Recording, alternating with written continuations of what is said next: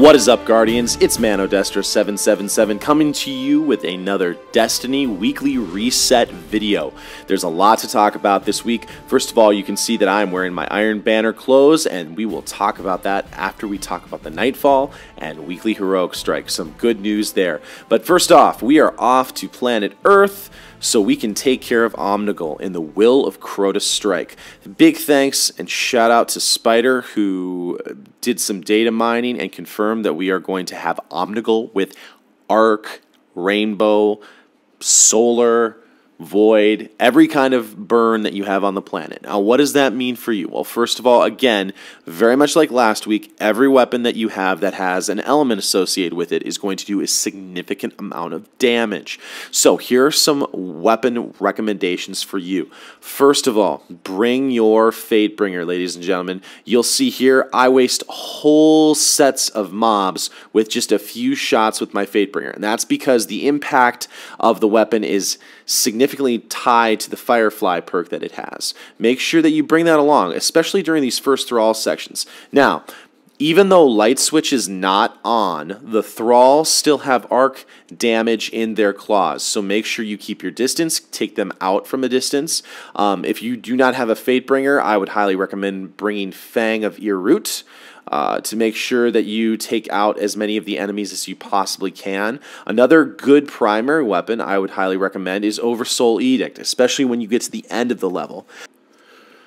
Right here in this spot, I'd highly recommend bringing your Fatebringer. What are some other weapon choices you can bring? I would highly recommend bringing your Icebreaker. Here's the reason why. There's a ton of Shanks that come in during this part, and one or two Icebreaker shots will knock them out very quickly. Because they have arc damage, they are going to put a significant amount of damage on you very quickly. Usually the Shanks come by surprise. Honestly, they spawn on the very inside and they spawn very suddenly, so make sure that as soon as you see a Shank, you either get to a shield or you back up significantly so they don't knock you out.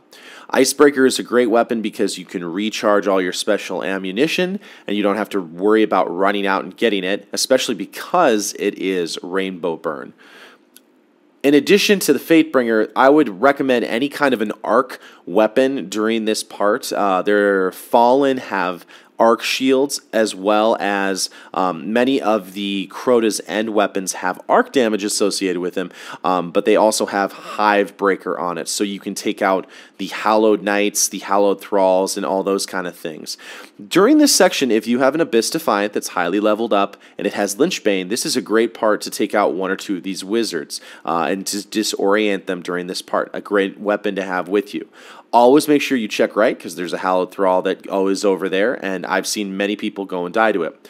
Now, because this is a Rainbow Burn mission, I would highly also recommend, if you've got a Warlock in your party, to possibly use your Void Burn on it, because there are a lot of times where you can do a significant amount of damage because of your area of effect attacks. You can see there I've got 2 or 3 bubbles right during that spot that the enemies cannot escape. They're basically stuck in, so they can take a significant amount of damage. I'm going to do the same thing here to Omnigul in just a moment. The Oversoul Edict would be great during this part. I just didn't have it on this character at this time, but you can penetrate them through those walls of darkness. Now here you'll see me chuck one of my Void super attacks at her, and essentially that she has nowhere she can go. Make sure that when you hear that scream, you either put as much damage on her as you possibly can, or you back up. I would highly recommend backing up, especially when you hear those screams, because ads will be coming up, and they will not stop shooting just because you are attacking them. They have angry on them, so they'll keep fighting you, even though they're being shot at. Again, I would shoot your enemies with your area of attack and your area of effect attack, and then I would back up. During this strike, ladies and gentlemen, I would say take your time. Be patient. I've seen many people try and rush through. Here on this last set of ads, you can see here that the Sword, Knight, and a couple of Thrall go all the way back. I believe it's the third set of ads. The Wizards usually come down during this point, so make sure you take your time, take cover. You don't have to push it. It's better to take a little extra time, maybe another minute or two, and make sure that you are clear before you try and kill Omnigul, before you run out. Because I've seen many times two people go up to the bridge, the third person stays behind, and two of them die, and one person's left to clean up the Omnigul mess. So don't be that person. Take your time. I also highly recommend do not go to the room off to your right. Some people do that, and that's fine, but the problem is that I've seen people die from that so easily. Take your time, back off, and life will be good. So that is the weekly Nightfall strike with some recommendations for you. Obviously, if you've got your Gjallarhorn, bring it along. If you've got your Song of Earroot, that's another great weapon to bring. Thunderlord is also great because you'll be able to do a lot of arc damage and basically knock her shields down very quickly.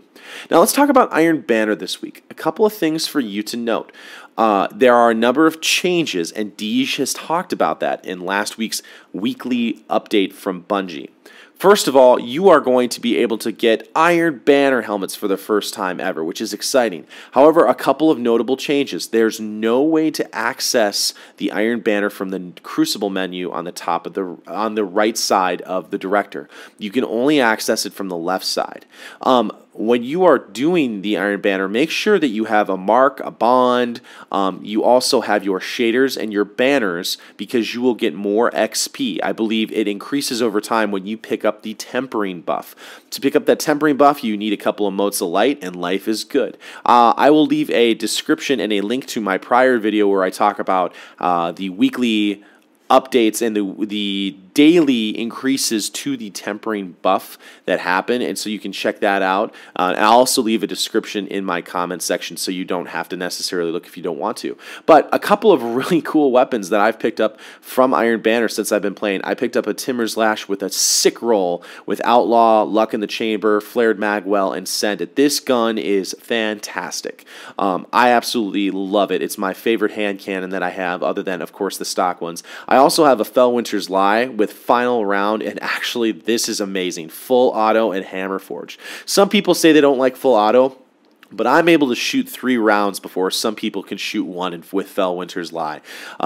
Another awesome roll I got was this Jolder's Hammer with Rodeo, Field Scout, and Crowd Control. Now, since I'm using a heavy weapon, I'm going to be able to get kills there. These are just some of the perks that you can get when you are playing the Iron Banner, some of the weapons. I'm not sure what weapons will drop this week. I'm really hoping for the Sniper Rifle or the Fusion Rifle. Those are 2 things I do not have as of right now. But with the House of Wolves update coming, you can also see I've got a slot open for a helmet. You will be able to take those Iron Banner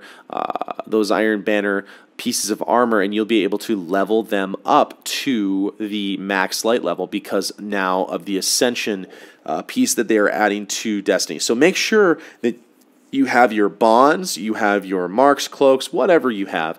This week, I'm going to be playing with my Warlock. Also, make sure you have a lot of Glimmer so that when you are able to purchase those Iron Banner pieces, you can do that very easily. So, I'm really excited for Iron Banner to come this week.